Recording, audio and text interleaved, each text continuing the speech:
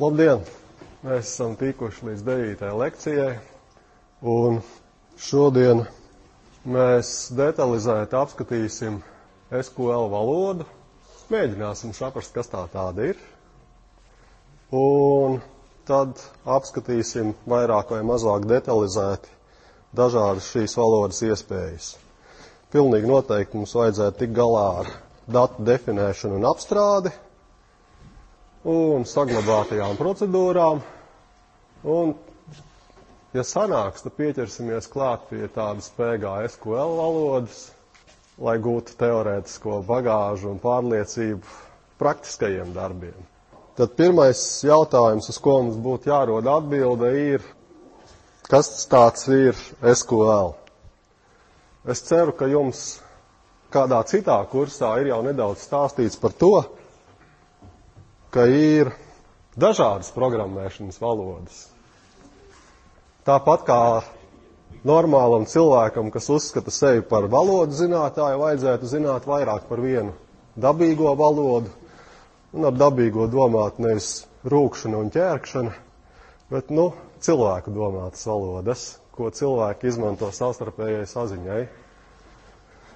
Un tāpatās, ja jūs gribat sevi par IT vai ITK speciālistu uzskatīt, vajadzētu zināt vairāk par vienu programmēšanas valodu. Un visas programmēšanas valodas var iedalīt divās lielās grupās. Un ar svešvārdiem tās grupas sauc par imperatīvām un deklaratīvām programmēšanas valodām. Lai jums tie svešvārdi vienkāršāk atcerētos, tad imperatīvās valodas ir tādas, kas runā pavēles izteiksmē.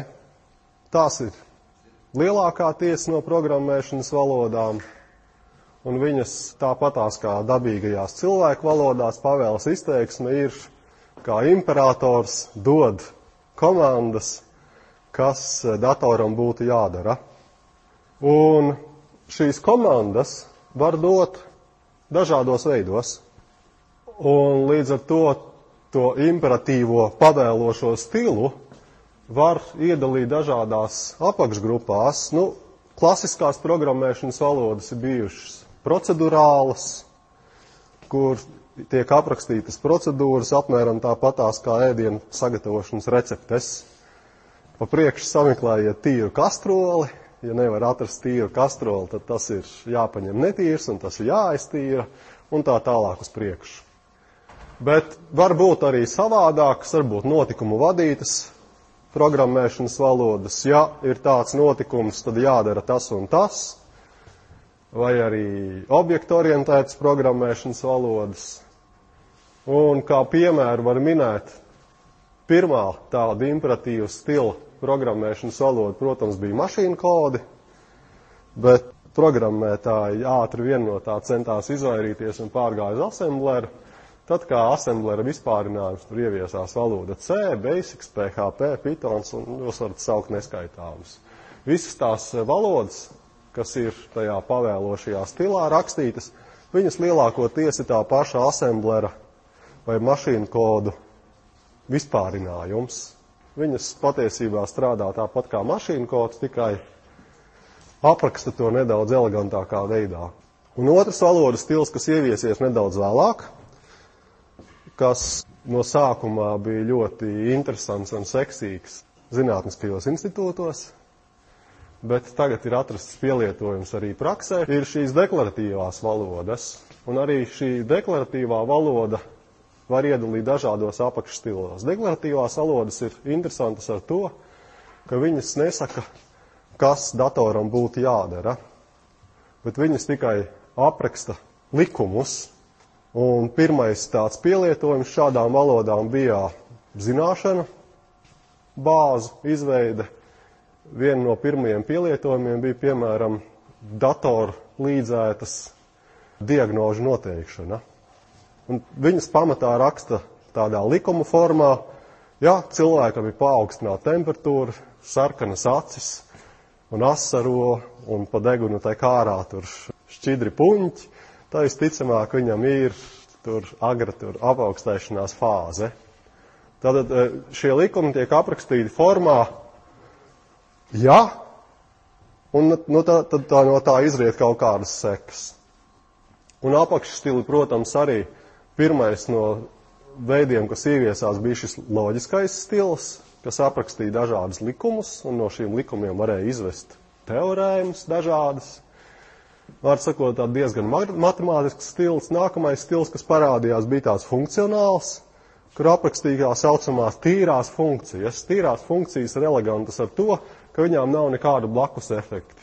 Ja jūs uzrīdat kaut kam kādu tīru funkciju, tad viņa izdara tikai to, kas viņai ir jāizdara. Nav nekādas sekas, nav tur rūpniecisko atkritumu, vai radioaktīvo, vai kādu citu nevēlamu, nav tur kaut kādu blakus efektu, viņas var uzrīdīt kaut kam, jebkādā secībā.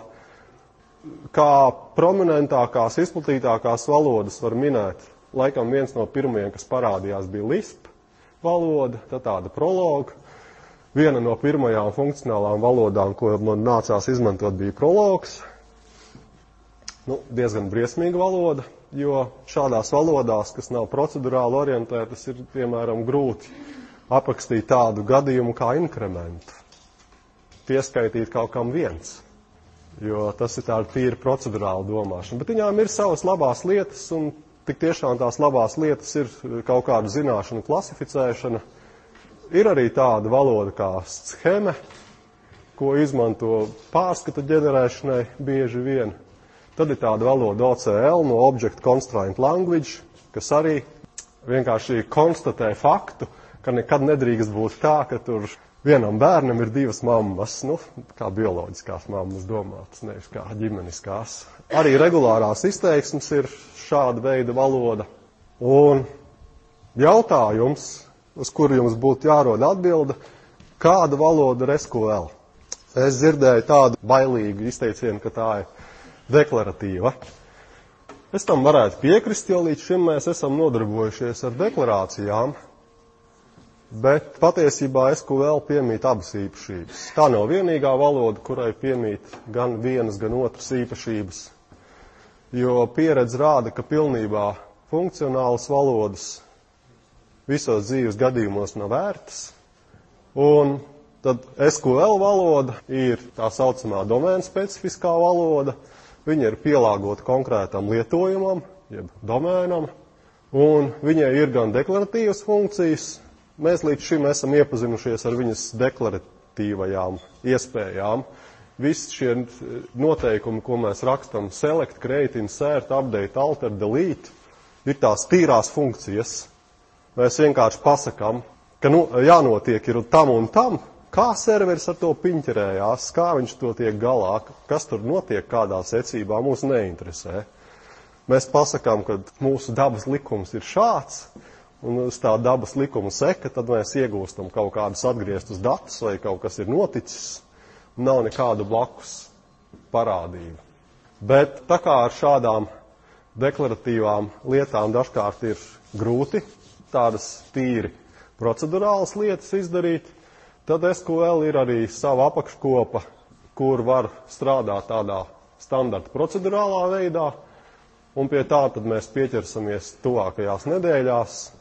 Tas ir, piemēram, arī PGSQL valoda. Mēs viņā varam definēt savas procedūras, un tur godīgi pa solīšiem, kā recepšu grāmatā, rakstīt, kādā secībā kaut kas ir jāizdara. Tātad, ja mēs šķetinam nedaudz smalkāk to SQL valodu, tad viņā ir dažādas apakškopas. Tā SQL ir tāda liela māja, kas sastāv no dažādām daļām, un mēs jau praktiski esam pieķērušies klāt pie tādas apakškopas, kas saucās Data Definition Language. Tad mēs aprakstām datu bāzes izskatu. Tad mēs esam paspēlējušies arī ar datu apstrādes daļām. Tas saīsinājums, tad DML, Data Manipulation Language. Un tad vēl var šo lietu darīt nevis tādā dialoga režīmā, kā mēs to līdz šim darījām, bet šīs tīrās funkcijas var saglabāt tajās iekšējās procedūrās un tur piesaistīt viņu klāt kaut kādiem tur datu bāzes iekšējiem notikumiem, ko sauc triggeriem un transakciju pārvaldībai. Un tad tas notiek nevis dialogu režīmā, bet tas notiek tādā fona režīmā. Ja mēs ar datu bāzi kaut ko izdarām dialogu režīmā, tad bez tam fonā notiek arī kaut kas cits. Un tur, protams, ir kā normālās datu bāzē drošības pārvaldība, kas nav standartizēta īpaši daudz. Un tad ir tā procedurālā SQL daļa, ko pirmais laikam ievies viens no pirmajiem tagadējais Oracle. Un tas saīsinājums bija PL. PL nozīmē Procedural Language, ja procedurālā valoda ar slīpstrīpu SQL. Un tur tad var taisīt savas funkcijas, ja procedūras, izmantot tādu lietu, kas saucās kursors un kas izmanto visu augšmanēto, lai kaut ko darītu. Tad tuvāk par datu definēšanu. Ar jebkuras valodas mācīšanos ir tāda problēma, kā sākt mācīties valodu, kamēr nekas daudz nav zināms. Ir divi varianti. Ir tas neinteresantākais veids sākt ar valodas likumiem. Piemēram, angļu valodā tur sākt ar vienkāršo tagadni, un tad varbūt kaut ko sarežģītāk, un tad mācīties tur čupu ar darbības vārdiem un tādas lietas. Mēs šajā kursā to nepraktizējam, mēs mācāmies tādu SQL sarunu valodu. Mēs uzreiz mēģinam kaut ko prātīgu pateikt šajā valodā, un tad pēc tam analizējam, vai mēs pietiekam pareizi tajā valodā runājam, lai mums nav pārāk bieži tā, ka mēs runājam stilā mana tava nesaprot. Un tā kā mēs tagad esam sarunu valodu nedaudz pamācījušies, mēs tad centīsimies to nedaudz piekārtot, pamācīties to ilgstošo tagadni un salikt to pagātni un tādas visādas lietas. Tātad datu definēšanas vaicājumi, praktiski visus mēs jau praksē tādu šauru apakškopu, tādu sarunu valodu esam pārbaudījuši. Tie ir 3 dažādi veidi nosacījumi. Viens ir create, izveidot kaut kādu datu bāzes objektu, un tas datu bāzes objekts parasti ir tabula, un tabulā var veidot savukārt kolonnas, kolonnām var piesiet primārās atslēgas, un viņām var piesiet arī ierobežojumus, angļu valodā constraint. Un ierobežojumus mēs klikšķinājām resnajā klientētajā MySQL Workbench rīkā, bet viņas, protams, var sinīgā veidā pateikt vārdiski. Ja mēs gribam kaut ko mainīt, tad mēs apmēram tādā pašā stilā sakam alter, tas nozīmē kaut ko pamainīt, un tas objekts atkal var būt vai nu tur dabula, vai nu kolonna, vai nu kāda tur atslēga, vai arī kaut kāds ierobežojums. Bez tabulām var būt arī skati. Un ja mums tad, kad kaut kas ir apnicis un vairs nav vajadzīgs, tad mēs līdzīgā stilā varam to visu dzēst. Un, protams, ja tajā vairāk iedziļinās, var arī šādas tādas viltīgākas lietas tajā databāzē iemānīt. Viena no viltīgām lietām ir tas saistītais saraksts vai secība, un šo iespēju izmanto, lai veidotu dažādas klasifikātors. Kā mēs jau runājām iepriekšējā lekcijā, veidot B+ koku priekš indeksēšanas, tikai tad, lai mēs varētu sakārtot augošā vai dilstošā secībā kaut kādas vērtības, nav pārāk izdevīgi, jo binārais koks ir izdevīgs tikai tad, kad mums jāsameklē viena konkrēta vērtība no daudzām. Bet tā, ka mēs viņus gribam vienkārši skaisti pārlasīt vienā vai otrā secībā, tad tas binārais koks mums nekādu lielu labumu nedod, un tāpēc ir jauka datubāze iespēja, ka mēs varam taisīt šo secību vai saistīto sarakstu, to binārā koka daļu nemaz datubāzē neieviešot. Līdz ar to mēs ietaupām diska vietu, mums funkcionalitāte nekādā veidā nemazinās, jo mums pamatā viņa nav vajadzīga, bet mēs taisam tikai to, kas mums ir vajadzīgs. Tad secības ir klasiska lieta, ko pareizi būtu taisīt tad, ja mums ir kaut kādi klasifikātori. Piemēram, valūtu saraksts sistēmā, valstu saraksts sistēmā, dažādi statusi kaut kādiem tur objektiem, un objekts varētu būt, piemēram, students, tur sekmīgs un nesekmīgs, akadēmiskā atvaļinājumā, tur vēl kaut kādā atvaļinājumā. Un tad ir tādi virtuālas tabulas, jeb skati, angļu valodā view. Tad, kad mēs uztaisam tur normalizētu datu bāzi, mums kā likums ar vienu tabulu nekad nepietiek, lai mums vienmēr nebūtu jātaisa svinīgs pieprasījums, tur select kaut kas. Mēs varam uztaisīt skatu, kurā šī selekta definīcija ir ielikt iekšā. Protams, ir arī citi viltīgāki un piņķerīgāki objekti, bet to tad jūs varat mācīties tad, kad jūs gribat kļūt par SQL ekspertiem. Tādai sarunu valodai tas nav obligāti vajadzīgs. Tad viens no tādiem pēdējām lietām, tas pēdējais pieskāriens, kas padara mūsu produktu par dievišķīgu, ir uzlikt dažādus datu iespējamo vērtību ierobežojumus. Tātad mēs viņus tos ierobežojumus varam pielikt klāt kā papildu nosacījumus jau tur objektu izveidas laikā, parasti tabulas izveidas laikā, bet mēs viņus, protams, varam uzrīdīt tos nosacījumus tabulai pēc tam, ja vien mēs jau neesam tur ielikuši tādus datus nepareizus, kuriem tos nosacījumus nevar uzrīdīt. Un tad klasiskās standarta vērtības ir tādas, kad kolonnām uzliek nosacījumu, kad viņā nedrīkst būt tukša vērtība, obligāti kaut kas jāievada, un ja tāda lieta jūs izmantojat tādos ļaunprātīgos nolūkos, tad lietotāji to tiek galā ļoti vienkārši, viņi jums ievada tukšumu, tā kā ļaunprātīgi izmantot šādu nosacījumu nevajadzētu. Otra lieta savukārt var pateikt, ka drīkst izmantot tukšas vērtības, un tā, protams, pēc noklusēšanas, tad var pateikt, ka obligāti visām kolonnas vērtībām jābūt unikālām. Ja jūs atkal ar šādu nosacījumu ļaunprātīgi izmantojat, tad tā stulbā sistēma pieprasā 85 zīmju unikālu ierakstu lietotājiem izdomāt. Un, ja šo visu apvieno šos nosacījumus, ne visus, bet netukša vērtība un unikāla vērtība, tad patiesībā jūs iegūstat primāro atslēgu, un tad jūs varat kādām no šīm vērtībām, kas ir unikālas, kas ir netukšas, tā ir ļoti laba datubāzes lauks potenciāli, kad viņi uzliek kā primāro atslēgu. Nu, tie ir kaut kādi tur studentu kartes identifikātori, tam līdzīgas lietas. Un tad, kad mēs veidojam relācijas, tad, protams, mēs varam pateikt svinīgā veidā ar vārdiem tajā SQL valodā, kas tiek izmantots pārējo atslēgu. Ja ir kaut kāda papildu informācija saglabāta atsevišķā tabulā par studentiem, tad ļoti bieži mēs pasakam, ka šīs foreign key ārēja atslēga ir tajā tur tabulā, kas saucās studenti vai students, viņa primārā atslēga.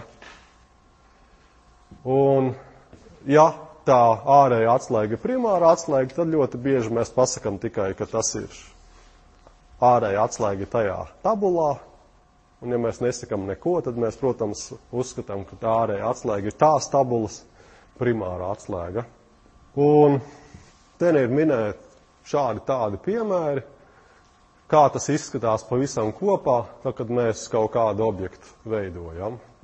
Nu, tad tas nav nekas briesmīgs. Te ko var redzēt, ka mēs līdz šim pamatā izmantojām to, ka mēs, tad, kad veidojām tabulai laukus, mēs pateicām viņu tipu, bet mēs uzreiz varam pateikt arī, kādi ir viņa ierobežojumi. Vai arī, ja mums ir kāda ārēja atslēga izmanto, tad mēs arī vienā teikumā to varam visu pateikt. Svarīgi tas ir tad, kad mums jānodarbojās ir, ja mums ir dažādas vides, tad, protams, ir jauki vismaz uzģenerēt šādus skaistus angļu valodas tekstus un viņus kaut kur citur izpildīt, lai mēs daudzās vietās iegūtu līdzīgas datubāzes. Un tad ir vēl tādas papildus iespējas tajā brīdī, kad mēs datubāzēs datus mainām, mēs, protams, varam kaut ko sabojāt. Un tas arī ļoti vienkāršām ne klienta serveru datubāzēm piemīt, ko darīt datos kaut ko mainot. Tad ir divi svarīgi notikumi.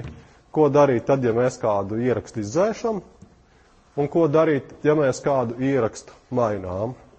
Un sekas šīm darbībām var būt tādas, ka iespējams, ka tajā brīdī mums, piemēram, pamainot, vairs nav tā kā spēkā mūsu uzliktie nosacījumi. Un tad datubāzes dzinējs jau pēc noklusēšanas var darīt vairākas darbības. Viena no vienkāršākām darbībām, kas ir noklusētā, nedarīt neko.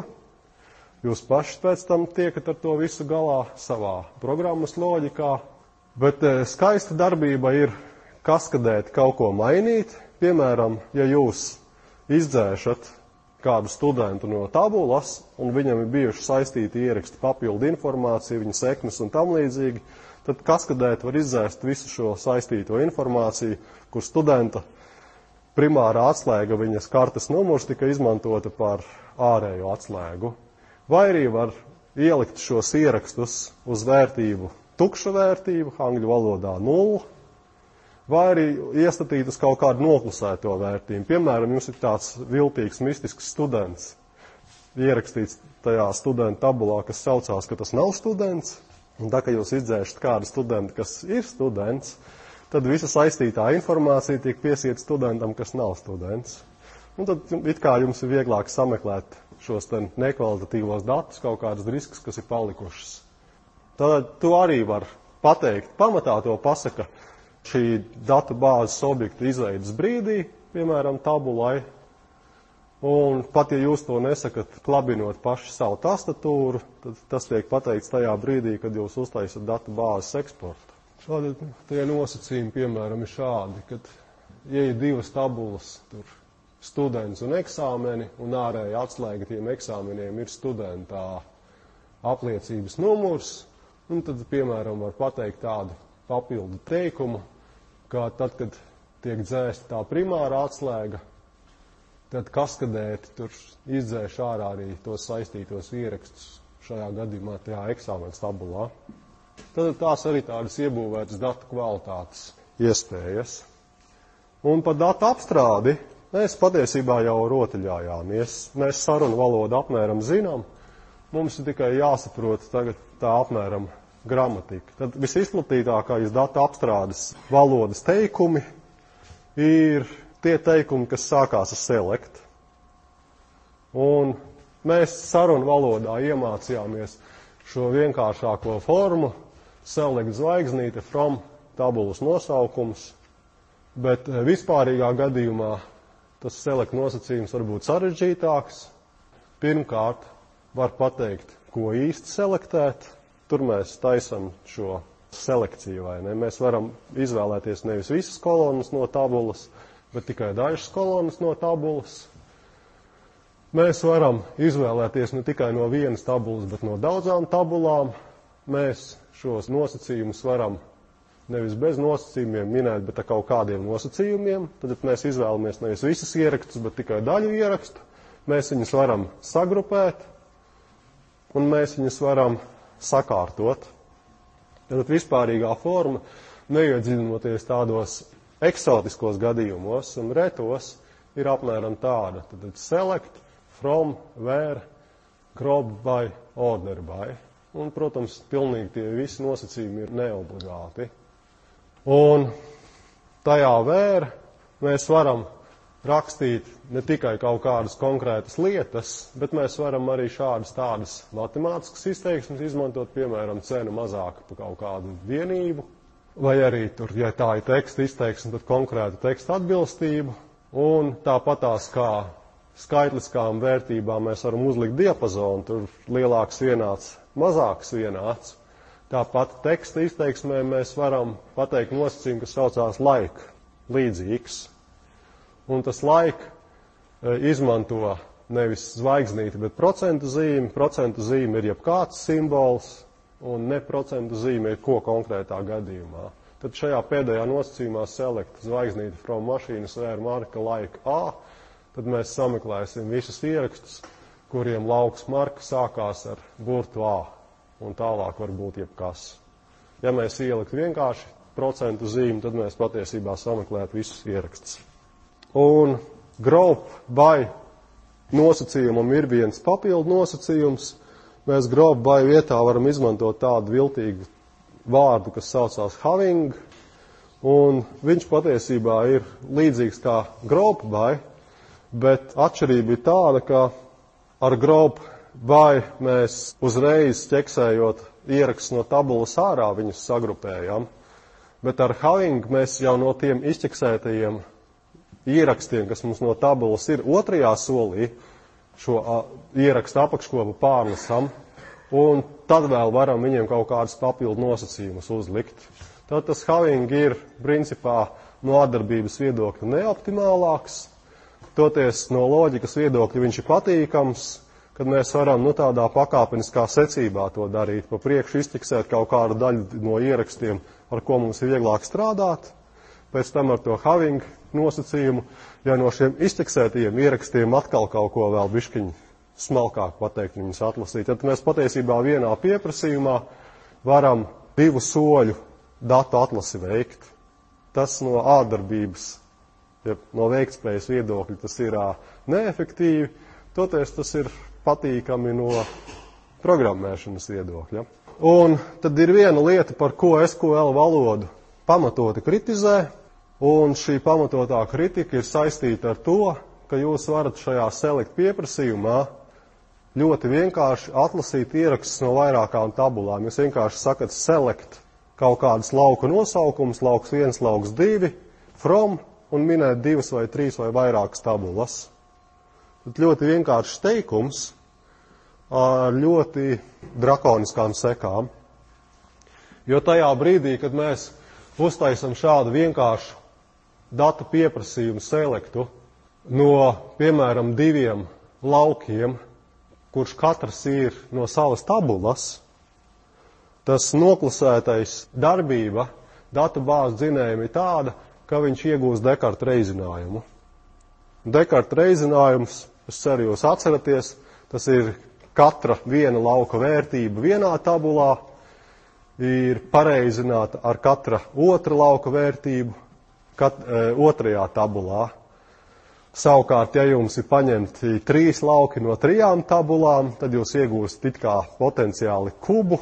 Tas kubs, protams, jums tiek parādīts tabulā, līdz to tā ir tāda denormalizēta tabula, kad jums vēl šis 2 tabulu lauku reizinājums tiek pareizināts ar katru lauku vērtību 3. tabulā.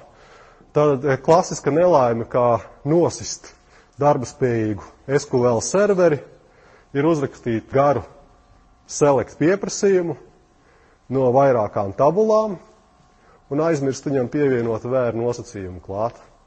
Jo tajā brīdī, ja jums ir pateikts, ka tas selects bija no 2 tabulām, tad tas ir tāda kvadrāts no kopējā ierakstu skaita. Pareizāk sakot, viens ierakstu skaits vienā tabulā reiz otrs ierakstu skaits otrā tabulā.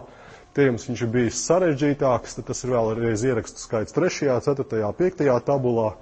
Un servers tajā brīdī iegar zemi. Tad ir parādīts piemērs, ja jūs neatceraties, kas ir Dekarta reizinājums. Man jāatvainojās par latviešu grāmatas autoru. Viņš nav spējis sievietes vārdu Ilze uzrakstīt ar e-burtu.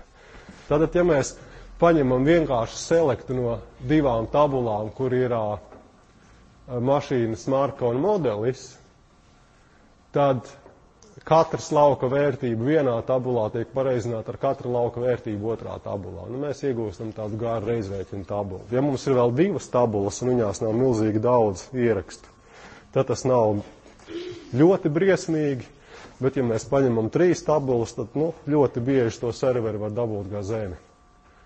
Un tāpēc svarīgs nosacījums ir atcerēties, ka tiklīdz mēs atlasām datus no vairāk par vienu kolonnu, mums obligāti ir jāuzliek kaut kāds vēr nosacījums. Un klasisks vēr nosacījums ir saķēdēt kopā ierakstus no 2 tabulām, kuriem ir vienāda kaut kāda atslēga. Students un viņa papildu informācija, kaut kāds tur mašīnas īpašnieks un mašīnas īpašnieka kods. Un tad standarta variants, ko mēs arī savā farmu valodā jau mācījāmies, ir tātad select visi lauki no 2 tabulām, vēr tā atslēga vienā tabulā ir vienāda ar atslēgu otrā tabulā. Un tad mēs vairs neiegūstam Dekarta reizinājumu, tad mēs iegūstam laukus no abām tabulām, kurām ieraksti sasieti kopā 1:1. Un nav lielas atšķirības, vai jūs sakat vienkārši vēr vai inner join, jo jebkurā gadījumā jūs iegūstat tikai tik daudz ierakstu, kur šī atslēga ir atrodama ar vienu konkrētu vērtību abās 2 tabulās.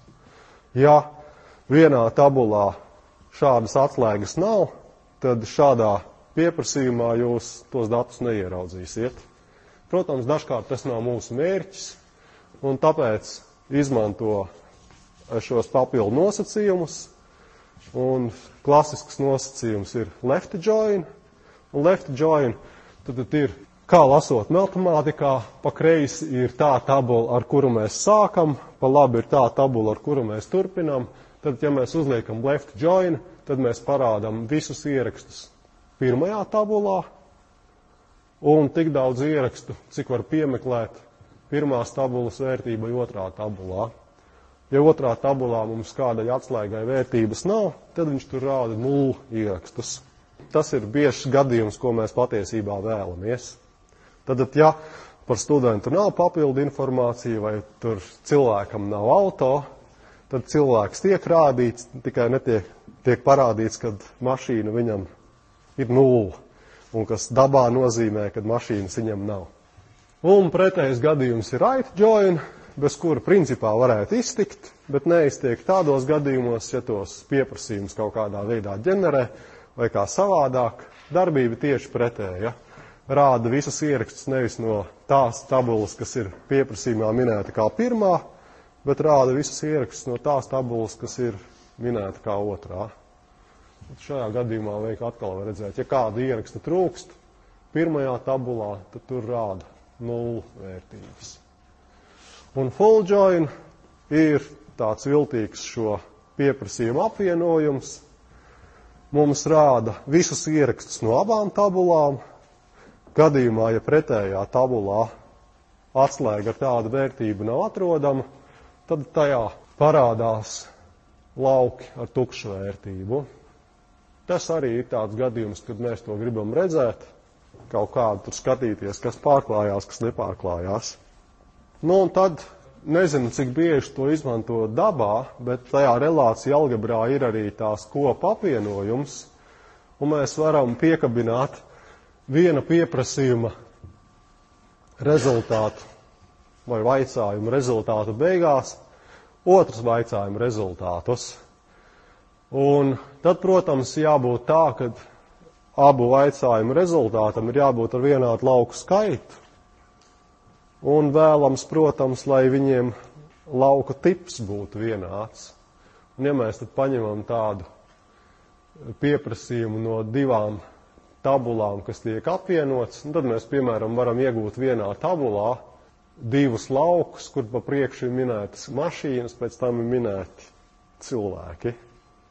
Man grūti teikt, cik tas ir biznesa kritiski un svarīgi, bet ja mums ir kaut kāda iemesla dēļ līdzīga veida dati izmētāti pa tabulām, tad, protams, to varētu tā kā izmantot. Un tad, protams, mēs varam vienā vaicājumā iekļaut vai iegult, ja formāli pareizi runā, citu vaicājumu. Mēs tajā brīdī, kad mēs sakam, no kurienes mēs gribam kaut ko ņemt, mēs varam ņemt nevis dzīvu tabulu, kas ir datubāzē, bet mēs varam ņemt cita vaicājuma rezultātu. Tad, protams, datubāzes dzinējs raugās uz iekavām un skatās, ka pa priekš viņam ir jāpaņem visi ieraksti no tabulas mašīnas, un pēc tam no šī vaicājuma rezultāta, kas ir tā kā virtuālā tabula, ir jāpaņem tie ieraksti, kuras modelis ir M1. Vai arī tur citi varianti, kur mēs varam jau savā vaicājumā kādas arī aritmētiskas darbības vienkāršas izdarīt, tur paņemt minimālo vērtību, maksimālo vērtību, vidējo vērtību no kāda cita vaicājuma rezultāta. Par to mēs runājām pagājušajā lekcijā, tas mums jāatcerās, ja jums ir vienā vaicājumā iekļauts otrs vaicājums, tad kopējā darbietilpība, protams, var būt sliktā gadījumā ir viena vaicājuma izpildes laiks reiz otra vaicājuma izpildes laiks. Ja jums tie dati ir indeksēti un skaisti indeksēti, tad var būt tā, ka tas ir viena vaicājuma izpildes laiks plus otra vaicājuma izpildes laiks. Bet neoptimālā gadījumā var būt reizinājums, un tas atkal ir viens no skaistiem veidiem, kā pārbaudīt serveru uz izturību, iekļaut vienā vaicājumā citu vaicājumu, no kuriem abi divi ir ļoti neoptimāli. Neoptimāli šajā gadījumā parasti tā, ka jūs izmantojat kaut kādas atslēgas, kaut kādas nosacījumus pēc lauka vērtībām, kas jums nav indeksēti. Jo tad jāveic pilnā ierakstu pārlase, un ja tā pilnā ierakstu pārlase ir uz katru lauku vērtību šeit, katra lauka vērtība šeit, un tad to visu atkārtot, var sakot, ir iegulta cilpa. Un tad tas strādā diezgan lēni. Un tad, protams, var papildu datu atlases nosacījumus minēt tādus viltīgākus, nekā mēs līdz šim esam izmantojuši. Viens no nosacījumiem ir in, kur mēs sakam, ka jāatrod nevis kaut kādi ieraksti, kuriem ir hardkodēta vērtība, kādu mēs tajā pieprasījumā esam minējuši, bet atlasīt no tabulas tādus ierakstus, kura lauka vērtība ir atkal cita vaicājuma rezultāti. Tad mēs citā tabulā sameklējam ierakstus, kur vārds ir Jānis, un tad mēs citā tabulā visus atrastos Jāņus sakam, kad jāmeklē mašīnas, kur īpašnieks ir Jānis.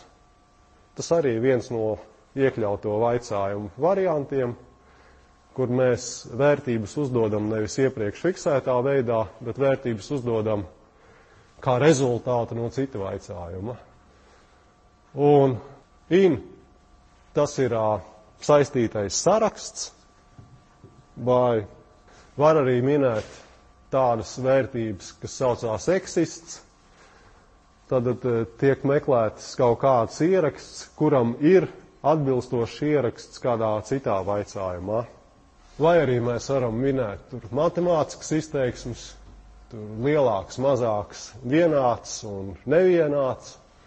Mēs varam minēt arī tādas viltīgas lietas, kā mēs varam meklēt visus ierakstus, kuram ir kaut kāda nebūtu vērtība sekojošā vaicājumā. Tad mēs meklējam visas mašīnas, kuru marka ir Ford, un tad mēs atkal meklējam tajā mašīnu tabulā visus ierakstus, kura cena ir lielāka par jebkuru no šī lauka vērtībām. Tad mēs principā meklējam visas citas mašīnas, kuru cena ir lielāka nekā kādam no Fordiem. Un savukārt otrs pieprasījums var būt nevis any, tātad jebkurš, bet all, tad mēs līdzīgi meklējam visas citas ierakstus tajā mašīnu tabulā, kuru cena ir lielāka par visiem Fordiem. Un tad tādas visādas izvirtības mēs varam taisīt. Un, dzīve rāda, ka viņas ir arī vajadzīgas tādos netriviālos gadījumos. Arī ar datu pievienošanu mēs jau nedaudz spēlējāmies. Mēs nesasniedzām pilnu laimi tajā ziņā, ka mēs nepratām vienā rindiņā ievietot vairāk pa vienu ierakstu. Skaidrs tas, ka to var izdarīt, un tagad šo pieprasījumu vaicājums ģenerē, tā var uztaisīt. Un tad data pievienošanu mēs taisam ar komandu insert into. Un tad to mēs arī jau principā apguvām tādā sarunu valodas līmenī. Interesanta lieta ir tāda, ja mēs tabulā esam pateikuši, kādas ir noklusētās vērtības, tad mēs tajā insert into tajā brīdī, kad mums apmierina noklusētās vērtības, varam tur nepiņķerēties ar kaut kādu tur šo noklusēto vērtību atkārtošanu, bet vienkārši teikt insert into tralala tur default values. Un tas ir tāds ļoti ērts risinājums, tad, kad mums vajag daudzus ierakstus uztaisīt. Un arī data mainīšana, tad mēs jau spēlējāmies, tas ir nosacījums teikums, kas sākās ar update, un only tas ir tāds viltīgs nosacījums tad, ja mēs veidojam objektu orientētu datu bāzi, un mums ir datu bāzes struktūra atveido mūsu objektu modeli.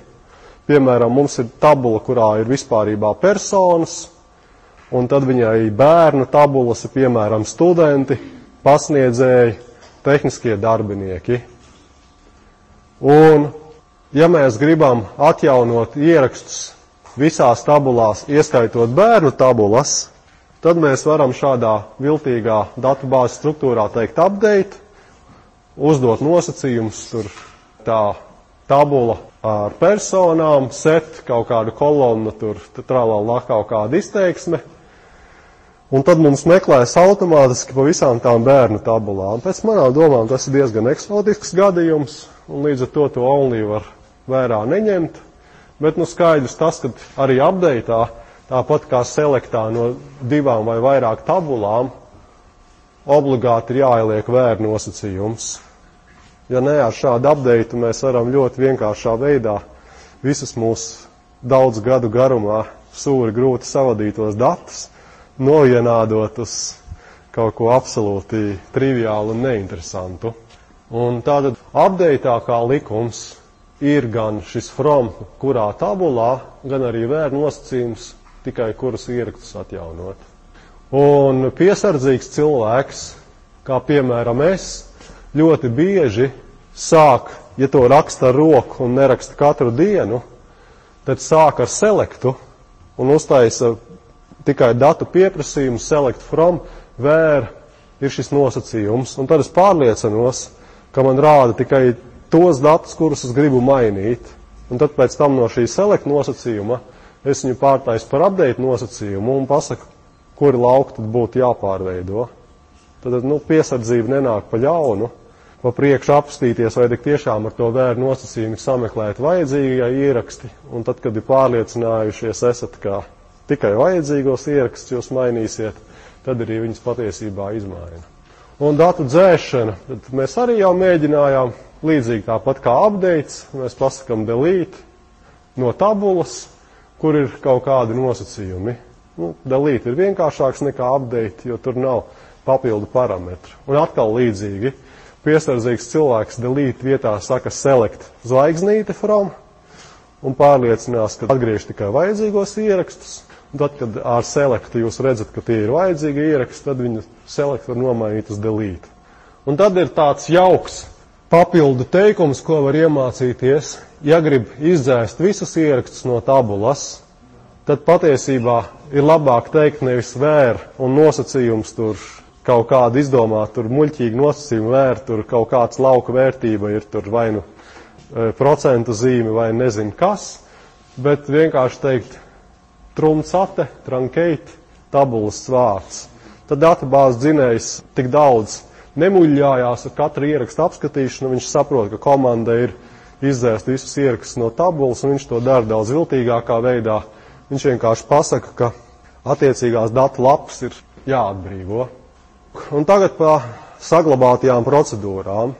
Saglabātās procedūras ir tāds vidusmēra risinājums. Saglabātās procedūras vēl nav tā procedurālā SQL valoda, bet viņu galvenā ideja ir tāda, ka, ja mēs izmantojam saglabātās procedūras, mēs ar serveri nesadarbojamies dialogu režīmā. To, ko mēs šos SQL teikumus rakstam dialogu režīmā, tur vai nu ar savu komandu rindu, vai nu ģenerējam ar savu tievo vai resno vai kādu klientu, tad mēs varam šos SQL teikumus saglabāt uz servera un vienkārši pieprasīt šo saglabāto teikumu izpildi. Un plusi ir tādi, ka atšķirībā no tāda dialoga režīma mums uzlabojās veiktspēja tam serverim, jo tajā brīdī, kad mēs savu to SQL teikumu saglabājam kā saglabāto procedūru, viņš, protams, metadatos atstāja šo vārdisko vai tekstuālo teikumu formu, bet patiesībā viņš to jau ir pārvērtis savā iekšējā binārajā relācija algebras izteiksmē, un tajā brīdī, kad viņam dod spērienu un saka, ka tagad tas teikums būtu jāizpilda, viņam atkrīt tā teikuma analīzes un optimizācijas daļa. Tātad no tām garajām dzirnavām, ko mēs skatījāmies pagājušajā nedēļā, paliek tikai tā dzirnava beidzamā daļa, kas, protams, vispārīgā gadījumā ir visgrūtākā. Atliek tikai šo jau binārā formā uztaisīto teikumu uzrīdīt virsū konkrētajiem datubāzes datiem. Tad tur viņam vairs nepārbauda sintaksi, viņš vairs šo bināro formu nekādīgi neoptimizē, bet izpilda jau to sagremoto gala rezultātu. Otra lieta ir tāda, ka tajā brīdī, kad mēs tādā dialogu formā nestrādājam, mums vairs netiek tik daudz dati pārraidīti no klientu uz serveri. Mums ir ļoti iespējams, ka tas SQL teikums, mēs līdz šim viņus tādus diezgan īsus rakstījām, Bet vispārīgā dzīves gadījumā, kad sistēma paliek sarežģīta, arī šie teikumi ir sarežģīti.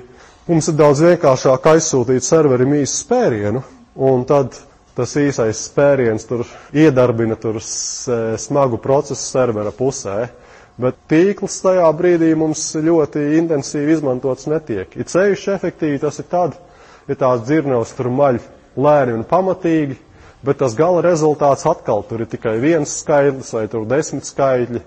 Var sakot, pa tīklu tā informācija tiek pārraidīta mazāk. Un otra lieta ir tāda, tā kā tas tiek veidots tādā binārā formā, tad serveris to var savā iekšienē labāk nooptimizēt. Viņš tā teikt nestrādā interpretātoru režīmā, bet viņš strādā ar jau nokompilētu formu. Tad tas līdzīgais teikums var pildīties ātrāk nekā tādā dialoga režīmā. Un tas ir galvenais saglabāto procedūru ieguvums. Standarta veids, kā to dara tādās resnās un nopietnās sistēmās, ir, ka no sākuma sāk ar tādu dialogu režīmu, un tad pēc tam, vadoties no veiktspējas apsvērumiem, kaut kādas tur ķeskas un drazas no tā dialoga režīma pārliek saglabātajās procedūrās. Uzreiz ar tādām parasti nesāk, jo, tas ir bišķiņi pamatīgāk un sinīgāk. Pamainīt dialoga režīmā kaut kādu nosacījumu ir vienkāršāk nekā pamainīt tajā saglabātajā procedūrā. Un tad ir piemērs parādīts, kāda ir vispārīgā saglabāto procedūru sintakse, un viens konkrēts piemērs. Tātad, lai mēs tādu saglabāto procedūru izveidot, mēs atkal veidojam objektu. Šajā gadījumā tas ir create function, un šis funkcijas vārds. Tad mēs definējam, kādu datu tipu viņa atgriež, un tad mēs aprakstām, ko šajā procedūrā dara, un parasti tur ir tie augstāk minētie vai nu selecti, vai nu inserti, vai nu update, vai nu nezinu kas. Un vienkārši piemērs ir tāds, kas atgriež vērtību 1, create function 1, viņā atgriezīs vienu integeru, un ten ir interesants nosacījums, kā atgriezt vieninieku, ir pateikt select cipariņš 1. Tātad mēs selektējam vienu integeru. Un ten ir papildu nosacījums, pasaka, ka language ir SQL, tur var būt arī apakštipi kaut kādi. Un tad, kad mēs tajā dialoga režīmā vienkārši pasakam select 1, tā kā viņai parametru nav, tad tās iekavas ir tukšas, tad mums tas viennieks būtu arī dialoga režīmā jāparāda. Es ceru, ka mēs praktiskajos darbos to spēsim pamēģināt. Cits piemērs, ten jau ir nedaudz sarežģītāks, kurā saglabātajā procedūrā ir saglabāts jau šis SQL vaicājums, select šajā gadījumā, un ten jau ir tāds sintaks bišķiņ viltīgāk teikt, lai mums gadījumā, ja šāda funkcija jau ir un serveris nerādītu kļūdu, tas ir svarīgi datu importa, eksporta gadījumos. Mēs sakam nevis vienkārši create, bet create or replace function, viņas nosaukums filtrs, viņai ir 2 parametri, viens parametra tips ir decimal, otrs ir integer, un viņa savukārt atgriezīs sarakstu, set of sarakstu ar tekstiem, kurā tas apraksts ir sekojošs. Tad mēs selektējam nosaukumu no precēm, kur cena ir lielāks par pirmais parametrs, un preces veids ir otrais parametrs. Valoda ir SQL. Tas ir pirmais vaicājums. Ar šo pirmo vaicājumu mēs šo saglabāto procedūru saglabājam uz servera. Un otrais vaicājums, šis ir parādīts piemērs, kāda mēs viņu varam izmantot. Mēs sakam select filtrs, pirmā parametra vērtība 10, otrā parametra vērtība 1, un šīs desmitnieks ir decimāls skaidrs, un šis viennieks ir vesels skaidrs. Un viņam būtu mums jāatgriež saraksts ar precēm, kas atbilst šiem meklēšanas nosacījumiem. Tātad klientam šajā gadījumā vienalga, vai tas klients esam mēs, kas sēž pie tastatūras, vai arī tas klients ir kaut kāda lietojuma programma, tā darbība paliek stipri vienkāršāka, viņi to visu milzīgi sarežģīto lietu, kas ir definēta šeit servera pusē, tai saglabātā procedūrā var izsaukt ļoti vienkārši, izmantojot tikai funkcijas. Funkcijas vārds un viņas parametri un funkcijas atgrieztais rezultāts. Tad klients paliek plānāks, Nu, un plānie klienti mūsdienu IT pasaulē, protams, patīk.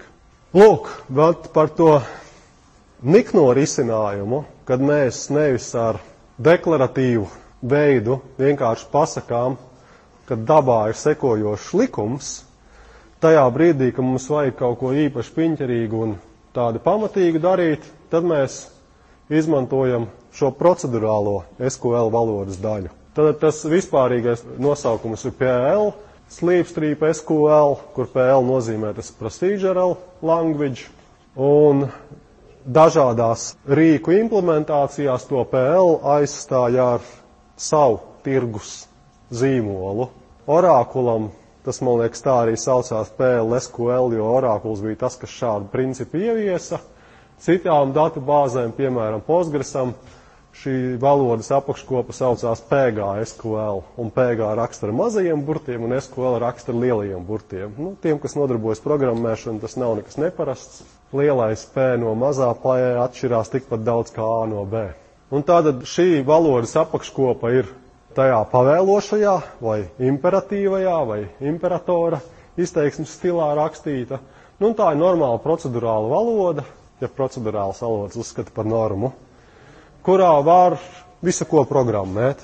Un pēc noklusēšanas Postgres serverim šī procedurālā valodas iespēja nav ieslēgta, un tad viņu var ieslēgt ar komandu create lang PLPGSQL un datubāzes nosaukums.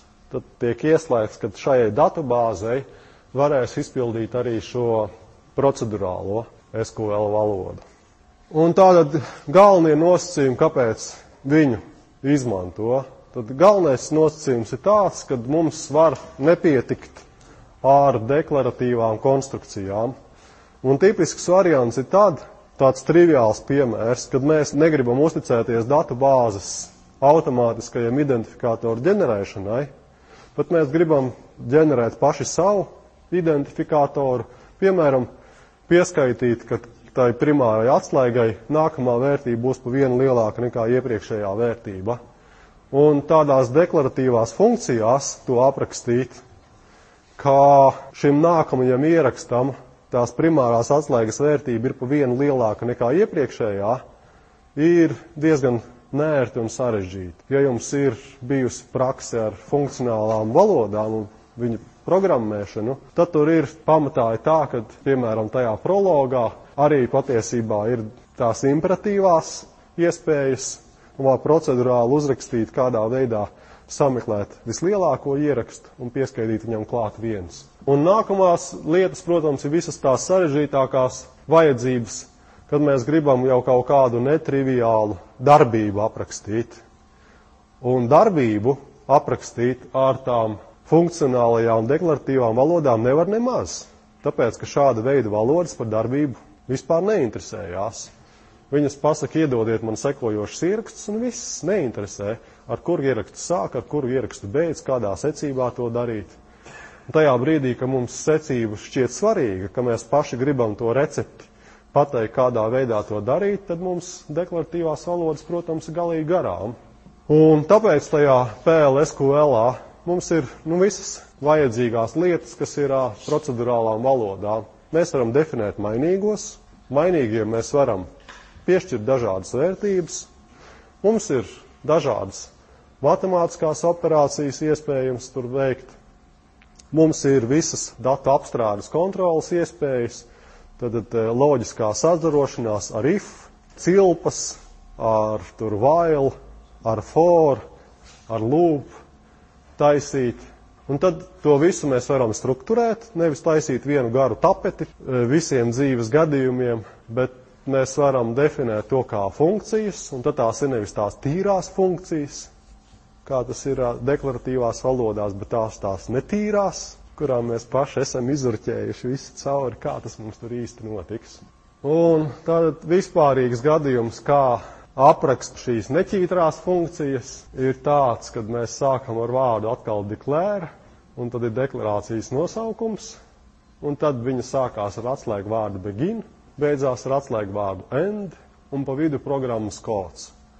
Un šādā PG vai PLSQL deklarācijā atšķirība no saglabātās procedūras ir tāda, ka mēs viņā varam rakstīt kā programmēšanas valodā.